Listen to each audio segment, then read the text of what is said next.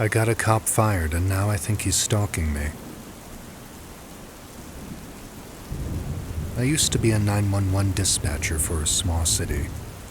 We dispatched all law, fire, EMS for the entire county, and within this county were multiple law agencies. I had been there for about 3 months or so when I met him. Let's call him Jake. Jake had recently transferred from a big department in California and landed himself randomly at our department. It didn't make much sense as to why he left California in the first place, but he always insisted it was just time for him to move on to a smaller, less dangerous department. He and I quickly became close and would chat almost every day after I got off shift. Within a few months, it became apparent that we liked each other, and our flirting progressed into something more serious. Fast forward a few months, and it turns out that he was doing some inappropriate things to photos and videos of me while he was actively on duty. This, and a few other things he had kept hidden while on duty, led to him losing his job. During his termination, his sergeant suggested I get a protective order against him, as he had previously made threatening statements towards me, such as, "You better be telling the truth. I'll find out on Tuesday if you're lying to me," etc. I began to fill out the paperwork and was told that I had a temporary protective order against him in the meantime. About 2 weeks after his termination, he calls me to catch up. The entire call feels like one between old friends. What am I doing for work? Do I have a boyfriend now? But progressively becomes more personal. When does my shift end? What do I drive? Being 18 and naive, I treated him like I always had, and answered his questions. I contacted his old department afterwards, as his sergeant had told me to let him know if I was ever contacted again, but they turned me away pretty quickly and didn't want anything to do with it. With that, I blocked Jake. Roughly a month later, I get a call from a new number, and it's Jake. Once again, he wants to meet and catch up, but this time he casually goes on to tell me about this new house he's looking to buy in my neighborhood, knowing it's my neighborhood. I had never told him where I lived in town, let alone which specific neighborhood. During this call, he progressively gets more aggressive. He half-heartedly joked about getting a hotel room just for me, and that was that. A few days later, he FaceTimes me, and once again came off as simply wanting to catch up as he was sick. I blocked him again, but he tried to follow my social media, and now I've started seeing him in my area. Last I knew, he lived nearly 30 to 45 minutes away, in the opposite direction from me. Am I reading into this too much, or should I genuinely consider this stalking? Average Motel 6 experience. So, I, a 22-year-old male, decided to stay in a Motel 6 for one night in the southern New Hampshire area. I had back-to-back hospital shifts, so it wasn't worth it to drive 45 minutes back home just to do it again 6 hours later. I checked in around 11:15 p.m. and went to my room. Of course, the door refused to open, and the key ended up snapping in half, probably because it was 10 degrees out. So I had to go back to the office to change rooms and get a new card. My new room actually did open. It was pretty clean overall. I didn't see any major issues with it. I tried to get some sleep, but woke up at about 4 a.m. to people arguing somewhere in the hotel. I genuinely didn't think it was possible for two people to be so unbelievably loud. This argument went on for what seemed like forever, until they finally stopped. About 15 minutes later, however, I hear someone trying to force their way into my room. I had both locked and latched the door, yet the door was somehow cracked open and the latch was definitely about to give out. It would have opened fully if I didn't shout, "Get the hell out!" Between the cracks, I saw a dark figure in a hoodie or jacket.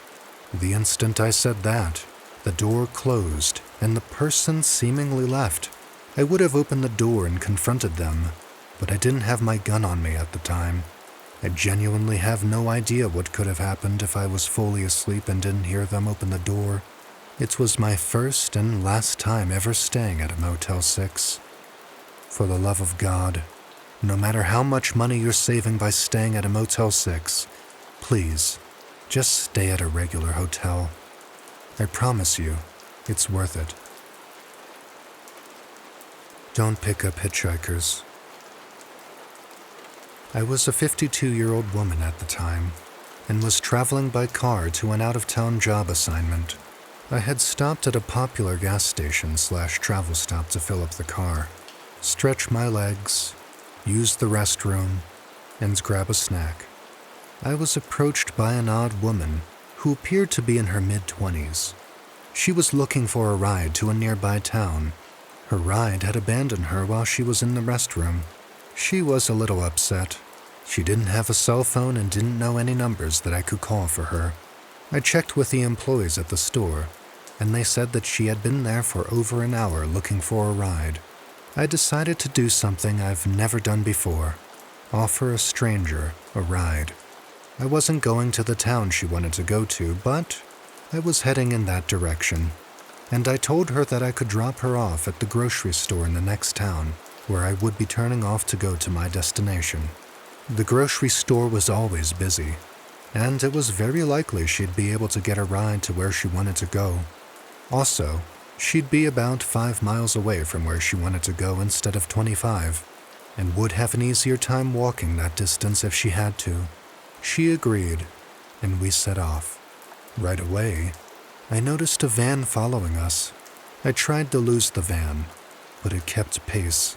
Meanwhile, the woman wanted to play with my phone. I told her no. It was for work and I moved it out of her reach. The van speeds up and starts to get closer. The woman suddenly remembers her boyfriend's phone number, and we need to call him. I can't use my phone while driving, and we were approaching the outskirts of the business district of town. Also, there were no cell phone use while driving signs everywhere. I told her, we're almost to the grocery store. We can call him from the parking lot. She becomes agitated and yells, "No! You have to take me home." I told you I can't do that. I'm not going there. It's in the opposite direction of where I need to go and I'm expected soon. We'll call him from the parking lot. She becomes more upset and frustrated. The van is getting closer. I pull into a grocery store parking lot. It's about 4 p.m. The store is busy. I pull up to the front and ask for her boyfriend's number. She can't remember his number. She won't get out of the car. She's arguing with me and the van is pulling into the parking lot. There's a sheriff's deputy parked nearby. I roll down my window and signal that I need to speak with him. He walks over and asks me, "What's going on?" I tell him where I met the woman and now she won't get out of the car. Under my breath, I tell him the van's been following us. The deputy tells the woman, "She's brought you where you asked her to. It's time for you to leave the car now." She slowly gets out of the car, and I ask once more for her boyfriend's number. She says, "You're crazy. I don't have a boyfriend." "Oh, look, there are my friends now." And she points to the damn van. The deputy and I share a look. He says, "Give me your contact info. I can delay them for about 20 minutes while I check them out. You get out of here, and I'll check on you before my shift is over. And don't pick up any more hitchhikers." I left and went on to my destination. He called me later to make sure I got to where I was going, and told me that they were keeping an eye on the van and its owner. He also told me that he contacted a colleague at the sheriff's department in the county where I was working, and that she would contact me in a day or two. While I was on assignment there, I spoke to 2 deputies and a detective about the woman in the van. They didn't tell me anything about them, but they were very interested in them. My fear is one day I'll turn on a true crime show and see a report about this woman and her gang. So, woman, looking for a ride at the travel stop, let's not meet again. I've always wanted my own dog. I put a lot of research into it and decided to get a Bernese mountain dog, which my mom generously paid for as part of my graduation present. One thing to know about this breed, and my dog in specific, Sirius, is that they are very friendly, even around strangers. Before getting him, I saw videos of the same breed just napping while repair people came into the backyard. This wasn't an issue for me. We have a very protective St. Bernard at home. I didn't think we needed a second guard dog, and, as I wanted to be able to take my dog out, it was better for him to be friendly.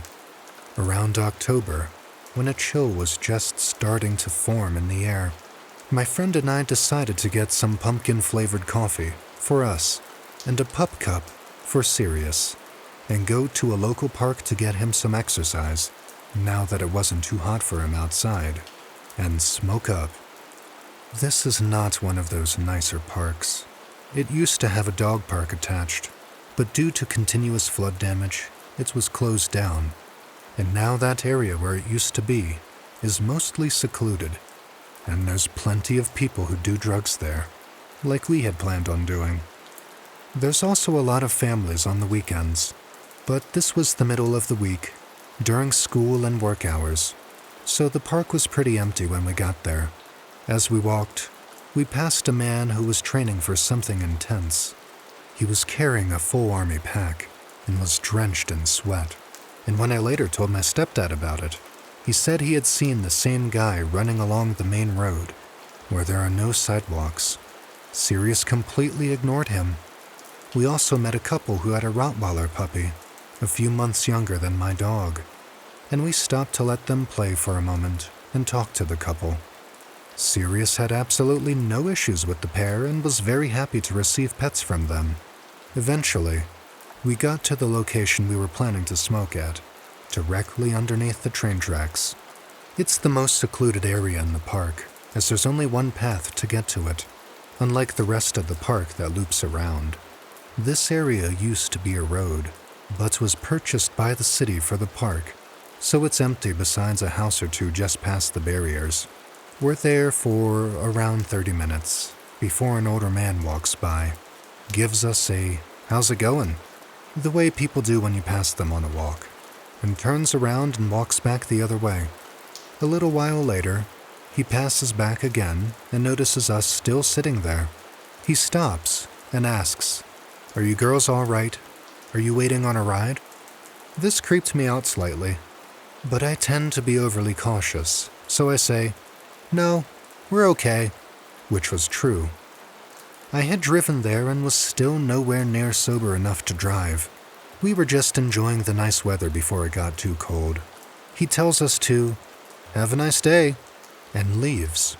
Sirius, through these interactions, just continued to play with the stick he was chewing on. I mention these encounters just to solidify how absolutely strange the next one was. Soon after, a man who seemed to be in his late 40s or early 50s starts walking towards us. Instead of turning around like the other man did, he continues towards us. Sirius absolutely loses it, barking and growling at this man, attempting to lunge at him. Despite being only around 7 months old at the time, Sirius is a big dog, already about 70 pounds. The man was very freaked out and continues past us, walking faster and keeping his distance. However, as I said earlier, there is nothing behind us besides an empty road and thick, heavy woods. My friend and I continued to sit there talking until I was sure that he was gone. "That was weird, right?" I asked my friend about 30 minutes later. She agreed with me. Where did he even go anyway? That was something I hadn't considered at the time. But looking around, I couldn't think of anywhere he could have been. Because we were high and stupid, we came up with the brilliant idea to wait and see if he passed us again. And if he didn't, we'd walk towards the road behind us to see if there were any houses he could have gone to. Him living in one, however, seemed unlikely. He was dressed for hiking, with one of those special backpacks, and if he lived close by, I doubt he'd be dressed up for a hike. He didn't pass us again, so we walked up the small hill and past the barricade. There's around 3 houses, all pretty run down, and the second we get to the first one, a man comes out on his porch with a gun and just stares at us. So, safe to say, the people who live there don't appreciate people coming from the park and onto their property. I guess the man must have gone into the woods. I'd never seen my dog act like that before or since. Whenever he meets new people, he acts like he's known them for life. I've always thought that dogs had better instincts than we do, and this experience has proven that for me. We were both pretty small girls, under 5'5", and it's scary to think what could have happened had my dog not been with us in such a secluded area.